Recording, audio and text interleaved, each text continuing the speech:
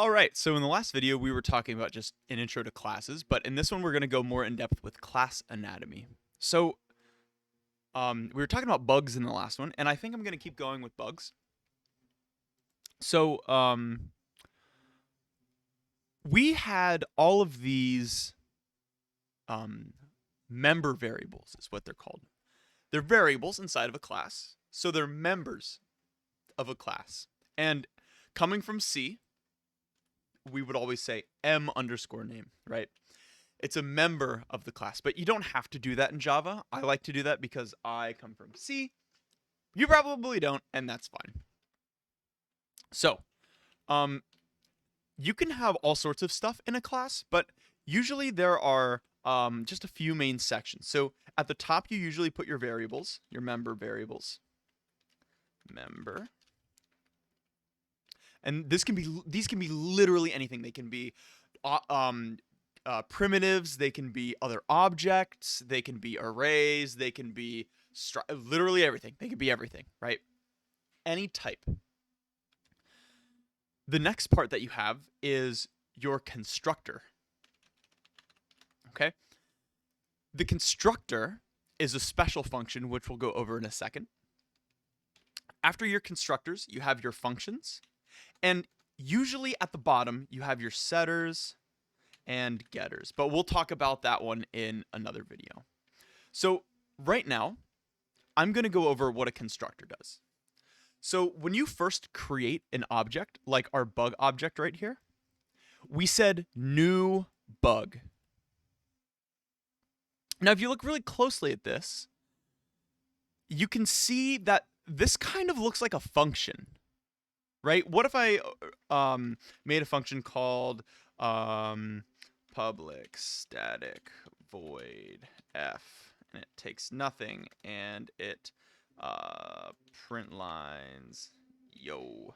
If I call f of x, or I'm sorry, if I just call f, it would be like that, right? If I call my function, it's like this. This is like almost the exact same thing, right? We just have new in front of it to signify that we're creating a new object. So when you make a new object, Java uses this thing called a constructor. It constructs the object to start with, right? It's like the little workers inside of Java get the blueprint and they say, all right, how are we going to construct this? And they put it all together, and this is how they're going to put it together. Now, remember how I didn't give these values right off the bat? There's this thing, in a constructor, this is where you do that, right? So whenever you first make an object, it's a good idea to give these parameters, right? So just to show you why, let's say I made a bug and I didn't name it Shelly, and I go to print out the name. It gives me null, right? It's safeguarded, that's fine. But this could be an issue in a part of your program, right? What if you're expecting some string? Null is not a string. Null is a special value that means there's literally nothing here, and it can break your program. So instead, what we do is we create a constructor, bug, and that's it. And you come down here, and so whenever the bug constructor is called, it'll run this code. So we can say name equals nothing. We can say num legs equals 0. Just give it some default values. Color equals, let's say, black. And we can do has wings equals false. Okay, so these are just our default values. So now when I run this, it prints nothing, because there's nothing saved in the name, right? What if I put Jerry in for the name? All of our bugs would by default be named Jerry. Now that's not a good placeholder, of course. So you could say something like NA. That's what I like doing. Actually, I'll change this one to NA as well. NA. And I also like -1 as a placeholder value. And false is also a good placeholder value. So NA, no name, right? Hopefully that makes sense. Now, what if you want to make a bug, but you want to pass it information, right? So you could make the bug like this. Then you could go through and manually change every single thing about it and then print out like the name and all that stuff. But that's a whole bunch of lines. What if instead you just want to say, Java, make me a bug with this outline, right? So make it purple, give it wings and 10 legs, right? That's kind of hard to do here. First, you have to construct the bug, and then you have to go in and edit everything individually. No. Instead, we can make another constructor, okay? We can make a constructor that takes some string called n for the name, right? We can pass in an integer for the num legs. We have a string for the color, and we have a boolean for has wings. Okay. So instead of setting it to default values, we can pass in values to save. So we can say name equals whatever the first parameter is that we passed in. Number of legs, num legs equals number of legs that we pass in, right? And so on and so forth. So we have string, we have color, that's what it is. Color equals C, and has wings equals HW. Okay. So now, if I were to make a bug and I wanted to name him Harry, right? Let's say he has 10 legs, he was purple, and he has wings, true. You can send these all in as parameters, and they get mapped to each value, right? Or to each variable. So Harry is the first parameter, separated by a comma. Harry's the first parameter, and it is a string, so it gets mapped here. So now we have a new string called n, and it has the value Harry. So it'd be like saying string n equals Harry, right?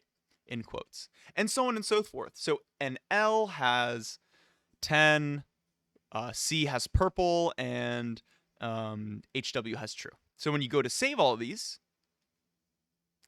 it works. I save all these parameters in, and then I print the name. So this is a default constructor. The first one that we did is a default constructor. It's what you construct with no values. This is a normal constructor, right? It has values that you pass in. Now, it's your choice how you want to do these in most projects. I usually like to have both just in case. But you can usually get away with one or the other. But as projects get bigger, sometimes you have like 7 different constructors, right? And you can do math and stuff too. Like, say you're making a box, or you're making a cardboard box, right? It has like a dimension, right? But using the dimensions, you can calculate the volume. So you don't have to even pass in the volume, and you can calculate it based on the dimensions and all sorts of fun stuff. So, okay. So those are constructors. They run when you call new and then the function or the class name, right? So then you have functions, right? And these are just like normal functions. I'm going to say public void. Let's do public void change. No, what should I do? Public void grow. That's what I'm going to do. Public void grow. So I'm going to make a function that has the bug grow. Okay? And this function is going to take in some integer, and that's going to be the number of num new legs it grows. Okay? All right. So, what I can do is I can say, okay, go to this class's number of legs. Num legs equals whatever num legs is right now, plus whatever the number of new legs it's going to grow. And actually, I think there's a better word for this. You could do bonus legs, right? bonus legs. That's a better. So I can come back over here, and if I print out my bug dot num legs, I can say my bug dot grow, and it's going to grow 18 legs. So I get 28, which has the first 10 legs, and then my bug grows 18 more legs and has 28. And if I had 100 bugs, they could each grow a different amount of legs and would all keep track. So this is very powerful stuff. This is just a general overview, though. I didn't go over specific practices that are good to follow in this, but if you're following and have a good understanding of what classes are and how you can use them and why we use them, go on to the next video and learn about static, access modifiers, and I think that's all I'm going to go over in the next video. Yes. But you need a solid foundation of everything else first before you can do that. Okay? So take some time and do some of the brain checks and some of the challenges before watching the next video. It's important to get that experience first.